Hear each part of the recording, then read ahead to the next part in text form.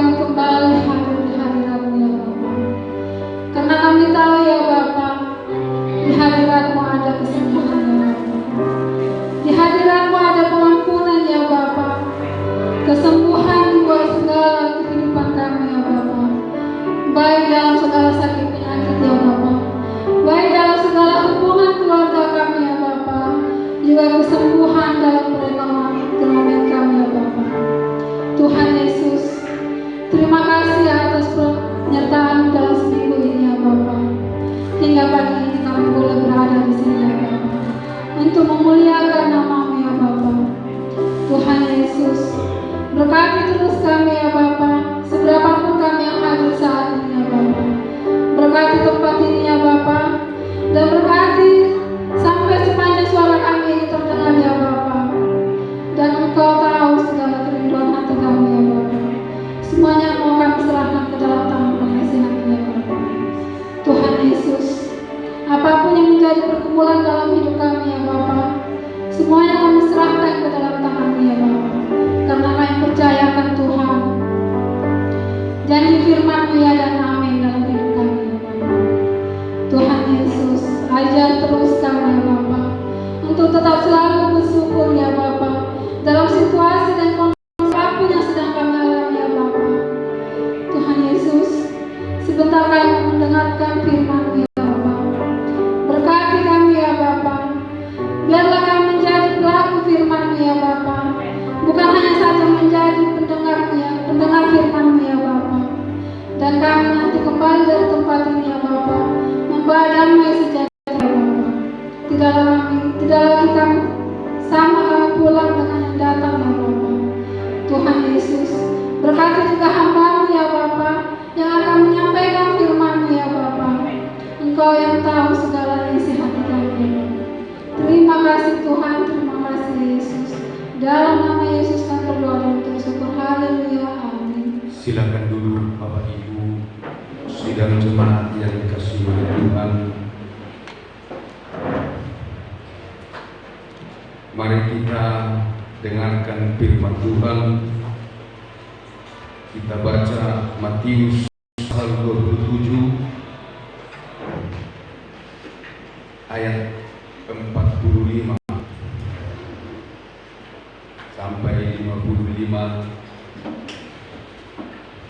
Kita baca saya terlebih dahulu, kemudian saudara-saudara, dan kita bergantian sampai ayat ini habis kita baca, mulai dari ayat 45 sampai 56.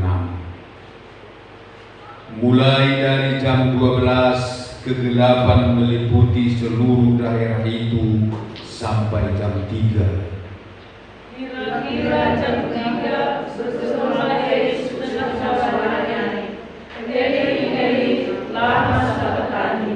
Artinya, Allahku, mengapa engkau meninggalkan aku?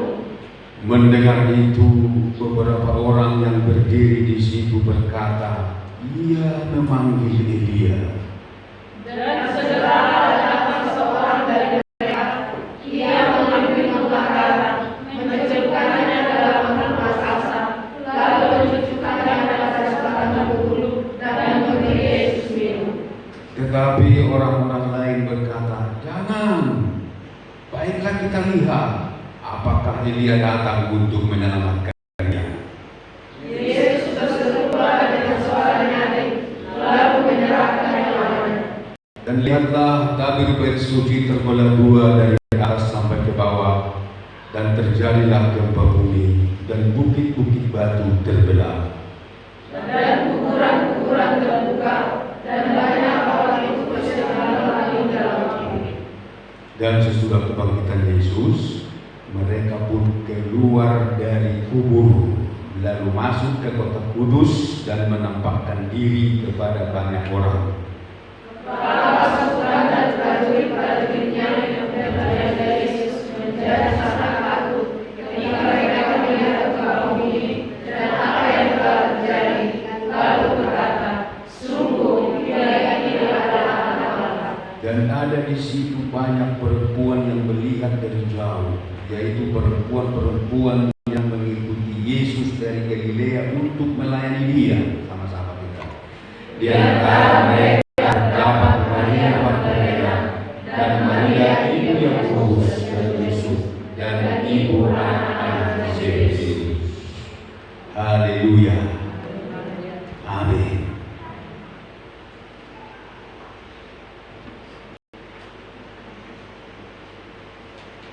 Hari ini kita merayakan Paskah, kematian Yesus yang adalah Tuhan dan Juru Selamat kita. Kurang lebih 2000 tahun yang lalu, maka kita mengingatnya sekaligus merayakannya, bersyukur dan berterima kasih kepada Dia yang telah menyelamatkan kita.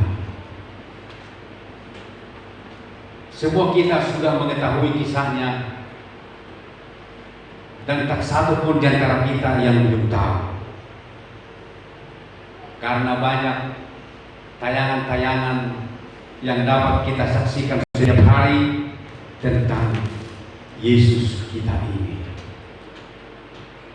Saking banyaknya tayangan dan saking banyaknya film-filmnya yang dapat kita lihat di medsos ataupun di televisi,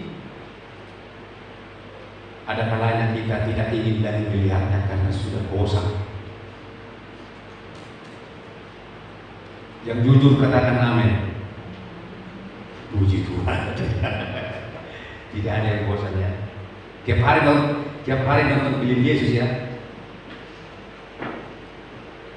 Tetapi ibu bapak saudaraku sekalian, kita harus tahu bahwa ketika itu Yesus sangat menderita, sangat sengsara. Bukan penderitaan yang biasa, bukan kesengsaraan yang biasa, tetapi sangat luar biasa penderitaannya pada waktu itu. Ibu bapak bisa bayangkan, dan ibu bapak bisa merasakan bagaimana menderitanya dan sengsaranya ia pada waktu itu. Jadi tidak main-main. Sampai-sampai dia berdoa memohon kepada Bapak, jikalau sekiranya mungkin, ambillah cawan ini daripada. Jangan Bapak. Dia menangis berdoa. Di taman Getsemani dia memohon-mohon. Tetapi dia berkata, tetapi Bapak, bukan kehendakku, melainkan kehendak-Mu lah yang jadi. Dia berkeringat, berdoa, dia terus berpikir. Dan dia pada waktu itu, kita harus tahu bahwa dia pada waktu itu bukan sebagai Allah,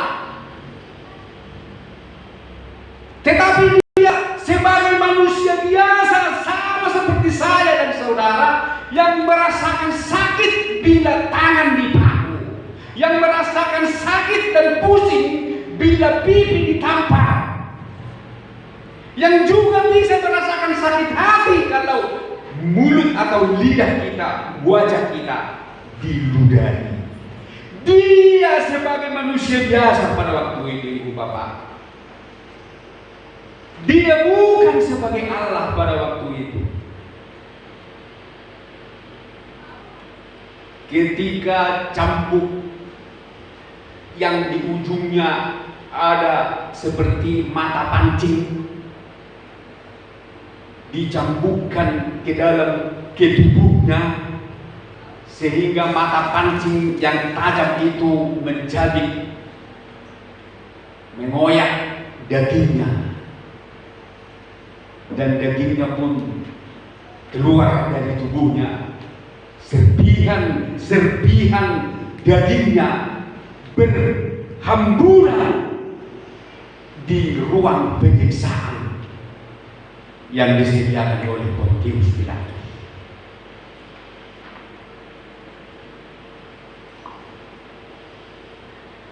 Wajahnya pun rusak oleh karena pukulan. Sakit sekali pada waktu itu. Sampai pada akhirnya dia digantungkan di atas kayu salib dengan paku yang mungkin 5 inci, dipakukan di kakinya, di tangannya, dan itulah yang menahan dia supaya tidak jatuh. Mungkin tangannya mau tersobek atau paku itu kena ke tulangnya sehingga dia tidak sampai jatuh. Kakinya pun, tulang-tulang kakinya kena kepada paku supaya dia tidak terjatuh. Dia ditopang oleh paku itu. Sakit sekali bukan? Saking sakitnya Yesus berkata, Eli, Eli, lama sabachthani. Bapa, Allahku, mengapa engkau meninggalkan aku? Inilah yang keluar dari hatinya pada waktu itu, di mana rupanya begitu sangat sakit dan menderita bila ditinggalkan oleh Bapa, bila ditinggalkan oleh Allah. Hidup akan merasakan sakit, sengsara yang hampir-hampir tidak mampu dia pikul. Jadi dia berkata, Bapa, mengapa engkau meninggalkan aku? Tetapi pada Paskah ini apa yang mau kita lihat? Kita mau melihat sikap orang-orang yang ada di situ pada waktu itu. Kita belajar dari sikap orang-orang ini dulu, dan nanti kita akan kaitkan kepada kita termasuk orang yang mana. Selama kita menjadi murid Yesus, selama kita murid Kristus, atau selama kita menjadi orang Kristen, bagaimana sikap kita terhadap Tuhan, terhadap pekerjaan Tuhan. Orang-orang di situ banyak, tapi saya tidak sampaikan semua. Ada beberapa yang ingin saya sampaikan. Yang pertama, di mana di situ orang menonton.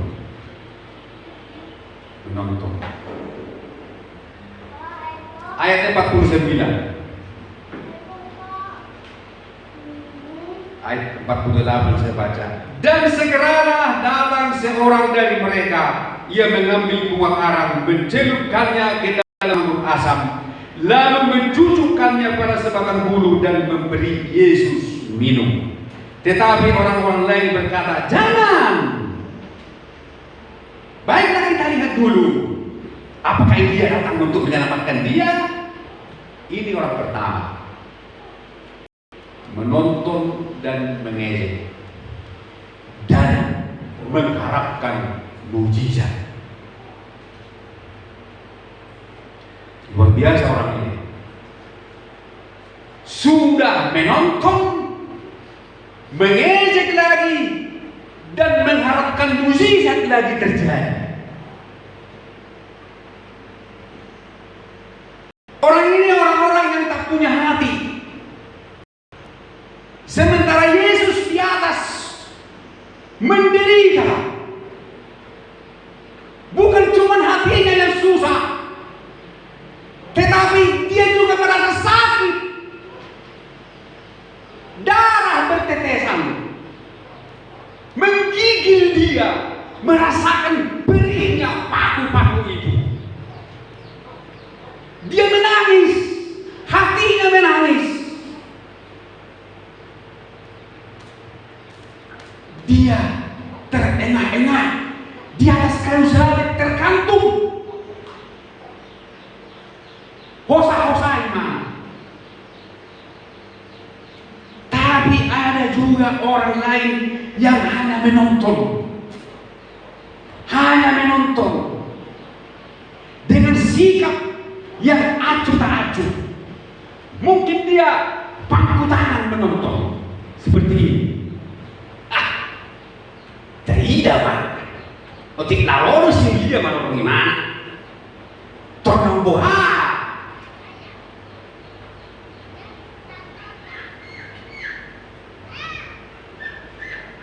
Kurang ajar ada orang ini. Sudah menonton, acuh tak acuh, tapi mau melihat mukjizat terjadi. Dia mau melihat turun Elia dari surga, melihat mukjizat di situ pada waktu itu. Udah berusaha anak Kristen. Alai saudara dong ya deh. Haleluya. Mulai saudara pada muncul itu. Jangan dong musuh penonton. Apalagi penengah. Banyak orang-orang Kristen seperti itu. Selama kita menjadi orang Kristen, apakah kita pernah seperti orang-orang ini? Yang mengikut Tuhan hanya ingin melihat mukjizat. Mukjizat. Hatinya hanya kepada mukjizat. Bukannya Yesus tidak bisa melakukan mukjizat pada waktu itu. Banyak yang mengejek. Turunlah, selamatkan dirimu. Turunlah kau dari salib. Yesus tidak tersinggung. Kalau dia tersinggung, bisa dia turun dari salib pada waktu itu. Bisa dia turun. Tapi kalau dia turun, kita yang akan naik, digantungkan di kayu salib. Tetapi dia tidak tersinggung. Mau dibilang pun aku tak punya kuasa. Mau dibilang pun aku dikutuk Tuhan, kata Yesus dalam hatinya. Mau orang ini bilang aku orang terkutuk. Ku tahu Mbak Sudi, saya akan pikul semua. Dia tetap di atas kayu salib, merasakan kesakitan. Karena Yesus ini orang yang dikutuk menurut mereka. Dia disalibkan di tengah-tengah. Mengapa dia di tengah-tengah? Ada yang tahu itu apa? Mengapa dia di tengah-tengah dibikin? Di tengah-tengah para penjahat. Kalau disalibkan di tengah-tengah, berarti menunjukkan bahwa dialah yang paling jahat. Kejahatannya lah yang paling hebat. Dialah bos, mafia besar, penjahat ulung, melebihi yang ada di kiri kanan. Makanya dia ditaruh di tengah. Tapi dia pikul semua itu. Aku yang paling jahat menurut dunia, tidak mengapa. Demi umatku, demi manusia yang tak tahu diri, dia ditolong. Bagaimana ibu bapak sikap kita selama kita menjadi orang Kristen? Bagaimana sikap kita terhadap Yesus?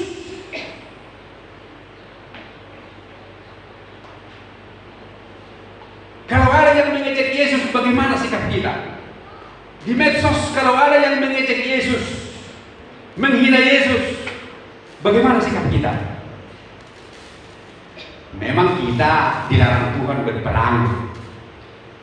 Sebab perjuangan kita bukanlah melawan darah dan daging. Kita tidak bisa jihad.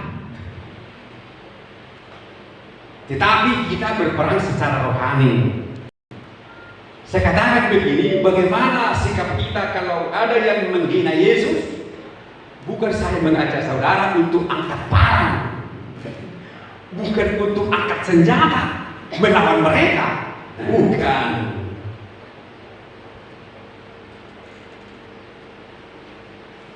Lihatlah sepupu kita, Sedikit saja kita kata-katain mereka, dipenjarakan kita. Fanatik mereka, radikal. Sampai mereka berani mati, bunuh diri, meninggalkan tubuhnya. Karena mereka menerima firman yang disampaikan oleh pemimpin-pemimpin mereka, walau itu sesat. Tapi kita, firman yang murni, firman yang suci, firman yang mendidik pun disampaikan, sulit kita menerimanya. Berpikir kepada kita 1000 hari. Haleluya. Kalau mereka enggak, wah, ikat di tubuhnya, lalu berjuang berperang untuk Allahnya dan mengucapkan kata-kata pembelaan kepada Allah yang luar biasa dalam hal yang salah. Apakah kita menjadi penonton, Ibu Bapak? Seperti penyanyi dangdut, penonton. Kamu udah punya itu ya? Kita jangan penonton, Ibu Bapak. Penonton itu maunya yang enak-enak. Ciri-ciri penonton, dia hanya ingin melihat yang spektakuler. Dia hanya ingin melihat yang sensasional. Yang kedua, ciri-ciri penonton, bahwa suka-sukanya. Kalau adegannya lagi nggak bagus, dia nggak mau nonton, dia tidur dia. Kalau sudah adegannya macam menarik, seperti kalau Elia turun dari surga, baru dia semangat, terbelalak untuk menonton, baru dia serius. Kalau tadi hanya ngomong-ngomong, ngobrol-ngobrol dalam sebuah film, hanya ngobrol begini si A dengan si B, ngantuknya itu, nggak mau itu mendengar, tidur dia. Tapi begitu terjadi pertempuran, langsung mata yang tadi 5 watt menjadi 100 watt.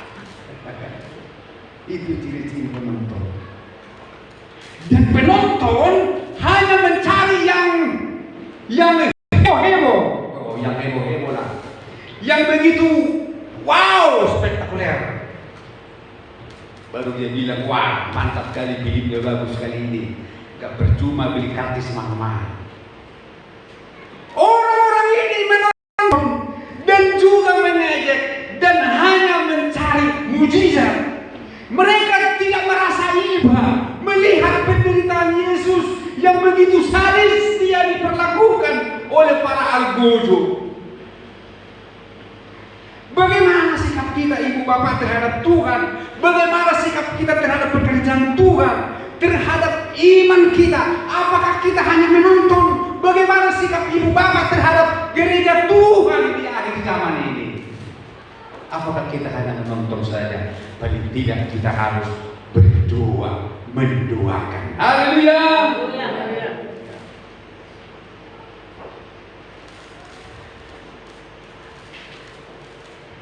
Mujizat tidak salah. Mujizat itu adalah janji Tuhan. Tetapi hati kita jangan menjadi mundur dari hadapan Tuhan kalau tidak terjadi mujizat. Belajarlah dari Sadrak, Mesak, dan Abednego yang dipaksa menyembah patung Raja Nebukadnezar. Setiap yang tidak mau menyembahnya dimasukkan ke dalam dapur api. Tetapi Sadrak, Mesak, dan Abednego berkata, kami tidak mau menyembah patung Tuanku. Nebukadnezar berkata, tidak takut kau sama aku bisa menelan manusia loh. Gak takut kau ke dapur api?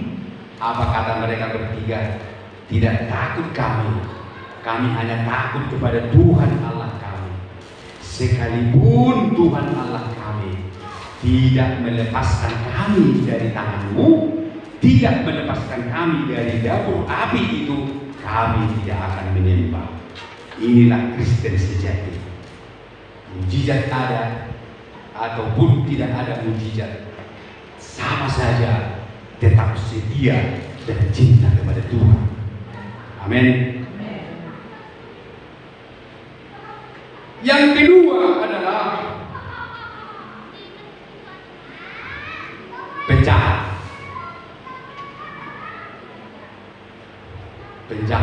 Dua penjahat disalibkan di kiri kanan Yesus. Dua-duanya tadinya menghujat. Dua-duanya tadinya mempersalahkan Yesus. Tetapi lama-kelamaan satu orang bertobat dan berubah, sehingga dia menjadi pembela dan menegur kawannya yang masih saja mencela Yesus. Dia berkata, tidak tahutkah kau sama dia, sama Allah, kita disalibkan karena memang kita jahat, tetapi orang ini tidak ada kesalahannya. Tetapi penjahat yang satu itu tetap tidak bertobat-tobat juga. Pelajaran apa yang kita mau lihat dari penjahat yang satu ini? Kita baca Lukas 23. Dari sini kita melihat Lukas 23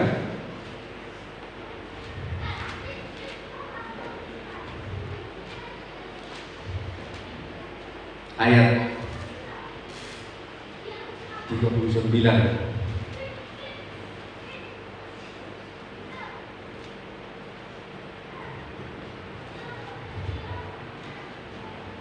Sudah ditemukan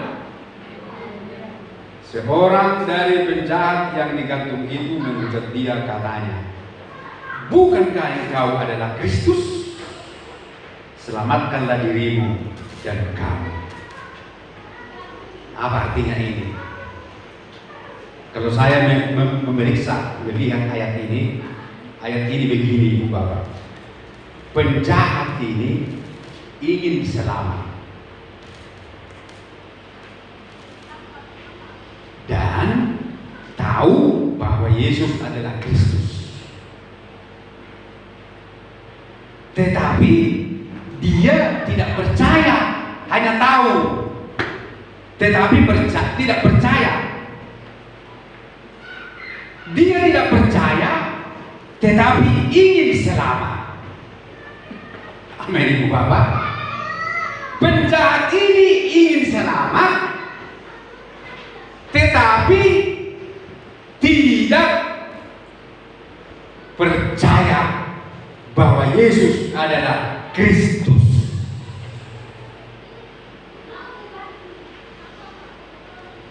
Bukankah engkau adalah Kristus?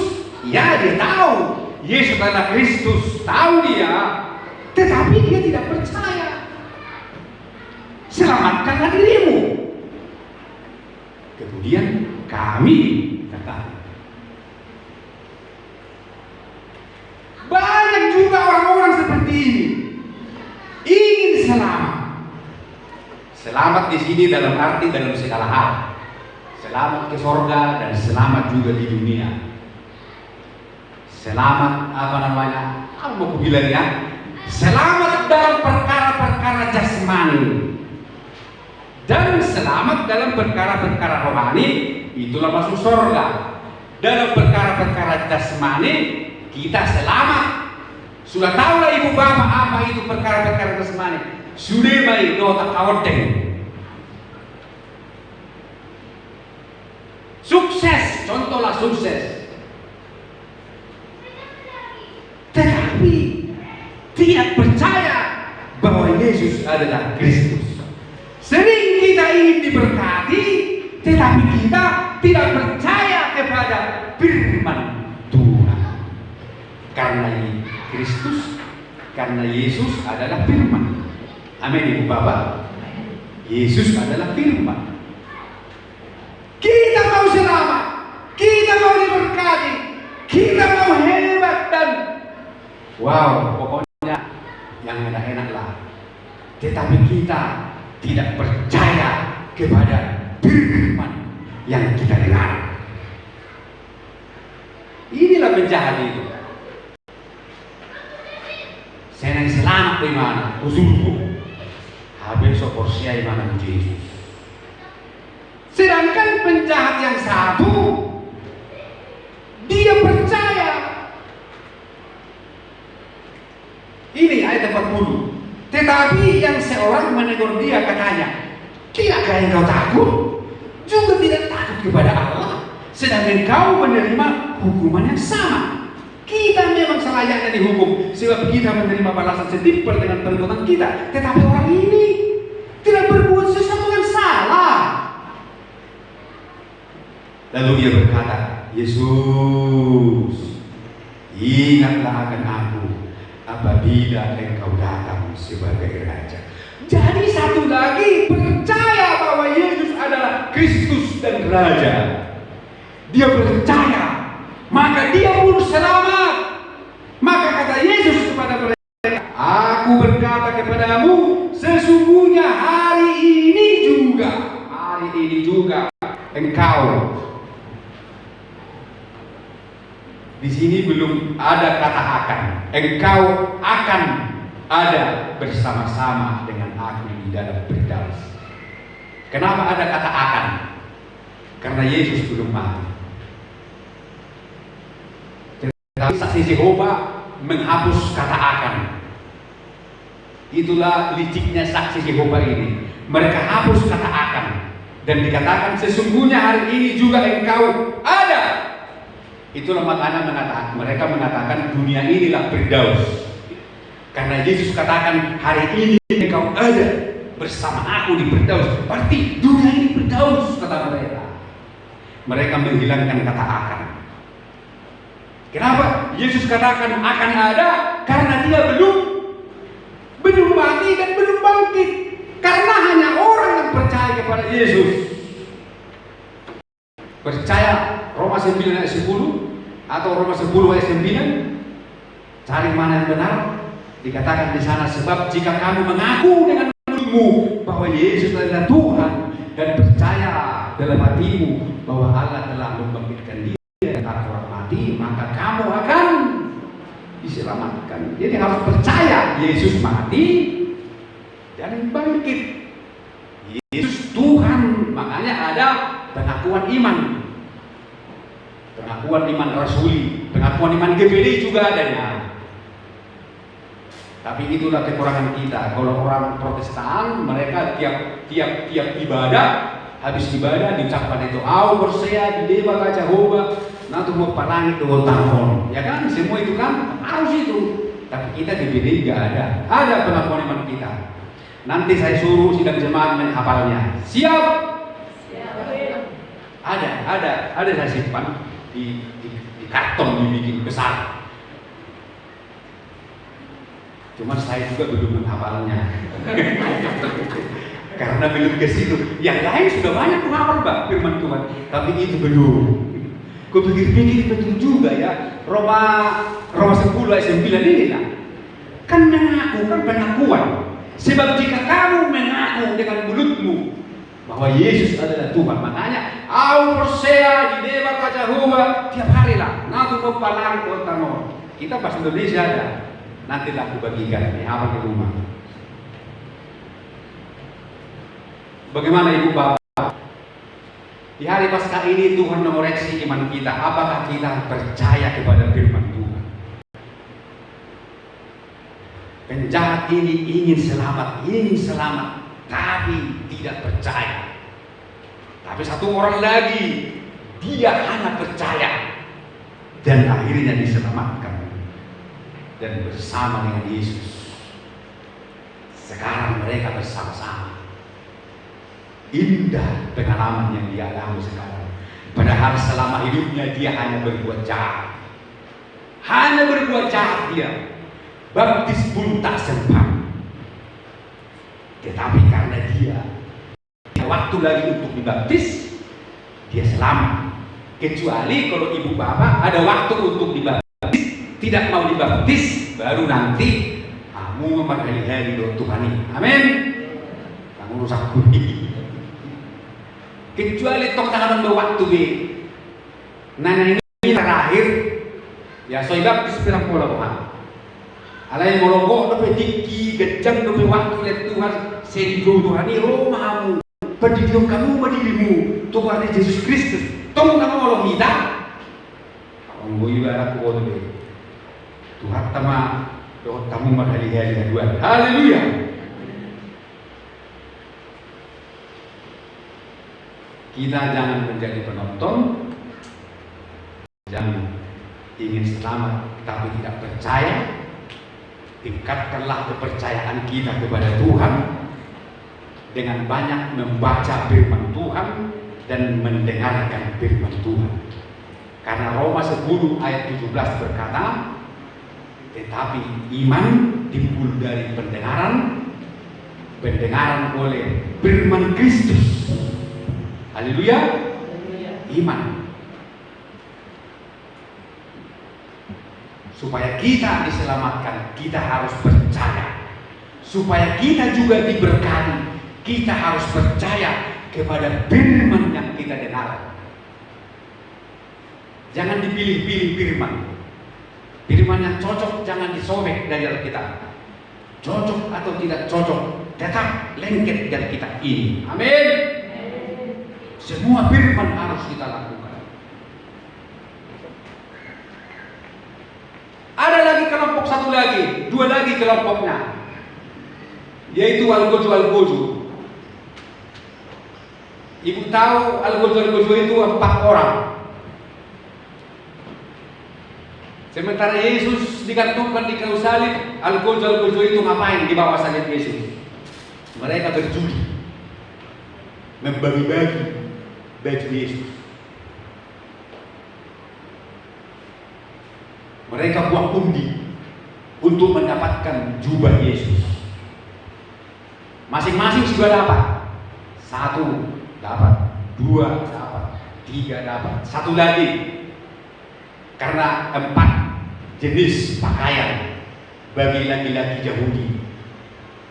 Ada 4 jenis pakaian bagi laki-laki seorang Yahudi. Mulai dari alas kaki, ikat pinggang, baju dalam dan baju luar. Jadi yang keempat inilah mereka bagi-bagi. Jubahnya itu tidak berjahit dari atas sampai ke bawah. Jadi tidak boleh disobek-sobek, utuh. Maka untuk mendapatkan jubah itu harus diundi. Ibu bapak sudah tahu kisahnya, tidak perlu saya baca dari kitab bahwa penjahat itu membuang undi untuk mendapatkan jubah Yesus. Ini juga orang yang acuh tak acuh dengan Yesus. Mereka tidak merasa iba dikit pun melihat ada orang di atas yang sudah mulai hosa-hosa, yang napasnya pun sudah tersengat-sengal. Mungkin di kerongkongan Yesus sudah ada darah. Sambil dia bernapas, darah. Tapi mereka masih mau juga berjudi. Mereka masih berjudi di bawah salib Yesus. Buang undi. Mungkin mertua orang lakon aja. Mertua, toi, tuisi majubun. Ahai ho guru, lipet. Hidup menang mati, hidup. Berjudi mereka. Mereka tidak menghiraukan dia dikantung di salib, tapi mereka berjudi. Jangan masuk orang kuat. Kulang bersama di Kristen aja, cari untung. Jangankan jemaat, pendeta banyak begitu, menggunakan nama Yesus untuk mendapatkan perlakuan istimewa. Itu salah satu.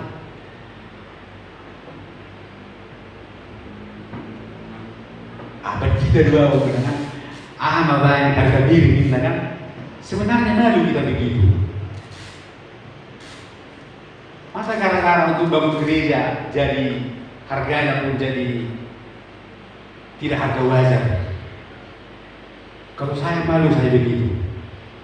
Kalau saya belanja pembangunan, saya bilang ini untuk gereja tidak.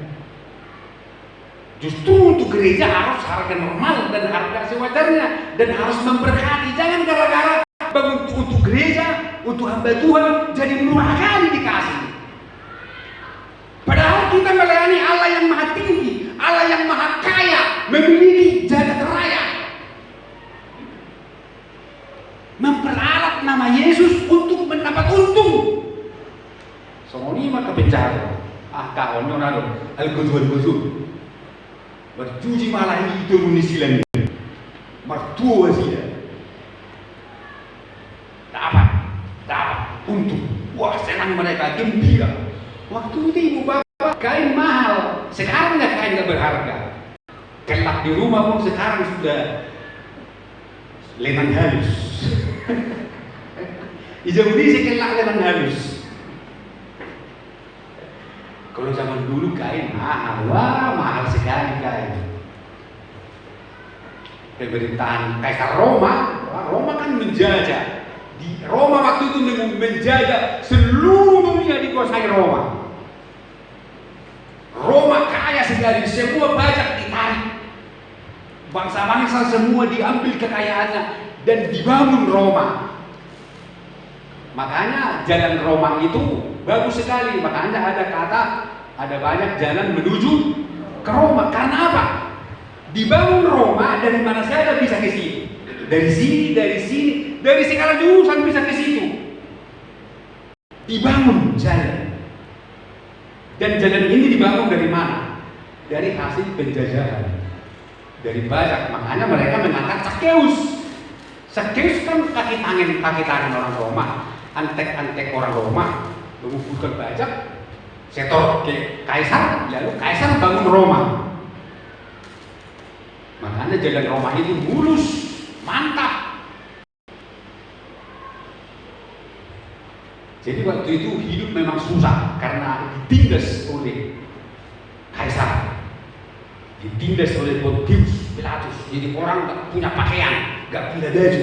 Kalau ada baju nganggur, langsung direbut. Jadi mereka berjudi di bawah kaki Yesus. Ibu bapak jangan berjudi di bawah kaki Yesus. Kita tidak boleh berjudi cari-cari untung di kaki Yesus. Amin ibu bapak. Jangan kita bilang aku anak Tuhan, aku anak GBD-nya aku, makanya murah lah ya. Sebenarnya kalau yang punya toko orang GBD, anak GBD dulu murah banget. Jangan, justru anak GBD mahal berapa rupanya. Ya kalau nggak ada ya jangan dibeli. Jangan jadi rendah nama Tuhan, derajat Tuhan gara-gara hamba Tuhan. Kecuali kalau kena tilang ya, dibilang lah pendeta lo, asal balua lah kan lah melayani dong, udah terap berkeliaran. Sungguh pasti kalau urusan, alam mercas nih melayani tok tinggal dalubur mau monaster kan, terus semua pendeta dua nih, oh boleh pendeta juga boleh tok. Karena waktu. Tapi kalau untuk cari dana, datang kita ke rumah jemaat, Tuhan berkata kepada saya, katanya kau kasih saya uang, saya hamba Tuhan. Ada juga jemaat yang lugu, dikasih. Untunglah ditelepon gembalanya, Om ada dari jemaat minta uang sama saya. Siapa katanya minta, apa katanya? Katanya dia disuruh Tuhan minta sama saya uang. Kau kasih Om. Kenapa kau kasih? Jangan dikasih. Kalau dibilang begitu, katakan sama dia.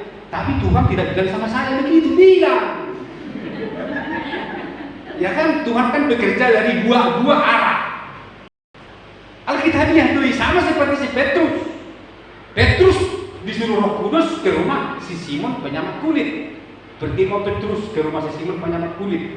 Nanti dia nggak di sana terjadi. Lalu Roh Kudus juga berbicara sama si Simon. Simon, nanti si Petrus datang ke sini, sambut dia dengan baik, kasih makan yang enak, potong ayam, potong semua, katanya kan? Jadi dua arah.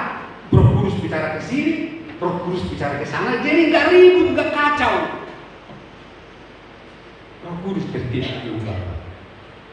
Jadi kalau ada pendeta yang begitu, aku suruh Tuhan, tapi Tuhan nggak bilang sama saya loh, maaf ya.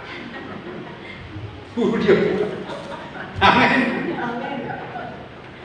Begitu. Itulah orang-orang yang cari untung di bawah kaki salib Yesus.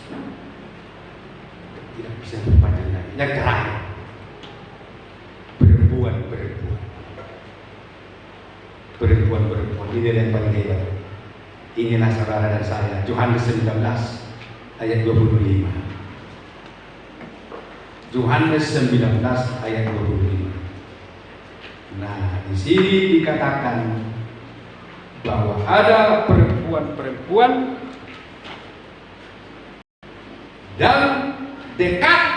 Nah, kalau kalian dalam Matius, perempuan-perempuan dari jauh, ya kan? Matius berapa tadi itu? Perempuan-perempuan dari jauh, banyak perempuan dari jauh. Tetapi dalam Yohanes pasal 19 ayat 25, dan dekat salib Yesus berdiri ibunya dan saudara ibunya Maria, istri Klopas, dan Maria Magdalena. Nah, di sini ada Maria ibu Yesus dan juga ada Maria istri Klopas, saudara Maria ibunya Yesus ini, dan Maria Magdalena. Jadi ada 3 yang bernama Maria. Maria istri Klopas, Maria ibu Yesus, dan Maria Magdalena. Amin. Nah, mereka dekat salib Yesus. Perempuan-perempuan yang luar biasa, yang tidak menyayangkan nyawanya. Murid-murid sudah lari semua, tapi lama-kelamaan mendekat Yohanes, murid yang paling muda. Petrus dengan yang lain sudah lari karena takut sekali ibu bapak. Ibu bapak bisa bayangkan bagaimana takutnya murid-murid pada waktu itu menghadapi tentara Romawi yang dimotori oleh orang Farisi dan ahli Taurat, yang dimotori oleh imam kepala, orang hebat di negeri itu, yang dekat dengan raja. Bagaimana murid-murid tidak takut? Saya rasa kita pun kalau berhadapan seperti ini pasti takut kita, kan? Pasti takut kita. Janganlah dulu kita munafik. Pasti takut. Murid-murid semua takut, tetapi perempuan-perempuan ini berdiri di dekat kaki Yesus. Mereka mempertaruhkan nyawanya. Mereka ikut Yesus sampai salib. Aduh, mereka tidak takut, walau nyawa menjadi taruhan. Walaupun kami harus ikut disalibkan. Sementara Petrus dengan yang lain tidak mau disalibkan. Sebenarnya yang lebih tepat disalibkan di samping Yesus bukanlah kedua penjahat, agar Yesus lebih terhormat sedikit. Masakan dia disalibkan dengan para penjahat? Seharusnya Petruslah yang disalibkan di sisi kanan dan Thomas di sisi kiri. Karena Petrus pernah berkata, aku siap mati bersamamu. Dan Thomas juga pernah berkata, mari kita mati bersama-sama dengan dia. Tetapi nyatanya bukan Thomas dan Petrus yang disalib di sisi dan di sisi yang lain, melainkan dua penjahat. Kemana mereka? Takut, lari, tidak berani. Tetapi perempuan-perempuan ini mereka berani. Mereka tidak takut. Mungkin nanti kita tanya di surga. Mungkin dalam hati berkata, "Ayo emak, ayo mau tumpe kita dong disalibun." Mak, doh mahita disalibun. Ido rayo di rohan. Ada kasuk ke punta di surga deh. Ada Maria, hidung di depan.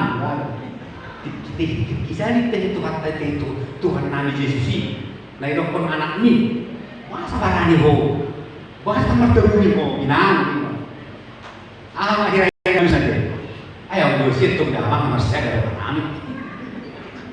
Ayo dia bina masa dan tuhaki lah. Tuh misalnya pihaknya nak buat Tuhan ini, itu mayan aku buat tuh aku nih. Ngatung mesra hanya mah. Apalagi si Maria Magdalena, enak undangan pengamat Yesus Kristus. Itu totina ora ibadah saya di mana? Kayak mana tuh kamu hari ini? Asal nak lari kami. Padahal mereka belum tahu betul dengan pasti, belum juga mengerti dan juga belum percaya bahwa Yesus akan bangkit. Mereka tidak pernah bersoalkan, ayat bangkit dengan di mana, kan? Turun itu sesedibi, tama. Dan semuanya pikiran na orang itu sih. Mereka belum tahu bahwa Yesus akan bangkit. Mereka belum percaya itu, belum memikirkan itu. Buktinya mereka pergi ke kubur. Kalau mereka sudah tahu Yesus pasti bangkit, mengapa mereka pergi ke kubur? Tetapi mereka tidak tahu itu semua. Dalam kepolosan itu, hanya dengan percaya kepada Yesus, cinta kepada Yesus, mereka bertaruhkan seluruh hidupnya untuk Yesus. Mereka berdiri dekat kaki Yesus, sambil menangis, mengelus-elus dada, dan sambil berdoa untuk Yesus yang ada di gantung di atas kayu salib. Ibu bapak berani ibu bapak mempertaruhkan nyawa untuk Yesus. Amin. Ya, mau lihat siapa buat? Berani ibu bapak. Jadi hari Minggu mulai udah berhada-hada. Hari Minggu udah kamu kan? Hari Minggu udah hari Minggu. Akhirnya kalau udah berhada. Tuh, tahu. Tahu berani dulu ya. Iya, mau. Semua ini mahitanya.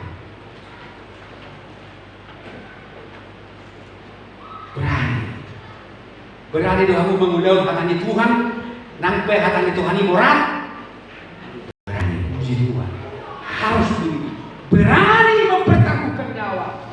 Berani mempertaruhkan apa saja untuk Yesus kita. Mereka ikut Yesus sampai disalib, sampai dikubur. Mereka terus mencari-cari Yesus. Mereka tidak peduli nyawanya. Mereka tidak takut kepada musuh-musuh Yesus. Di hati mereka hanya Yesus. Ibu bapak besar sekali pengorbanan Yesus untuk kita. Tidak ada yang bisa dilakukan oleh siapapun untuk menyelamatkan kita dari dosa. Kita harus masuk neraka semua. Masuk neraka karena dosa kita, juga karena dosa Adam nenek moyang kita. Semua kita harus binasa, harus dihukum. Tetapi Yesus mau. Ia mau mati. Dia mau menggantikan saudara dan saya. Dia menggantikan kita. Seharusnya kita lah yang digantung di sana. Tetapi dia gantikan kita supaya kita hidup. Ibu bapak mungkin sekarang di dunia ini nikmat hidup kita. Semua ada mungkin. Uang ada, harta ada, keluarga ada. Semua mengasihi, mencintai, membela dan merawat kita. Tetapi itu sementara. Setelah itu kita kemana? Kalau Yesus menolak kita, betapa malangnya kita. Tetapi kalau Yesus berkata, marilah anakku, sabarlah dengan aku. Itulah kebahagiaan yang sesungguhnya. Artinya ibu bapak, segala sesuatu yang kita miliki di dunia ini, mari kita pakai untuk kemuliaan Tuhan, untuk meninggikan Yesus Tuhan kita. Amin ibu bapak. Mari kita bangkit berdiri, kita mengingat, kita menangkan nyanyi pada satu bukit jauh dari sini. kulihat salib Tuhan berdiri. Yesus, dengan apa kami dapat membalas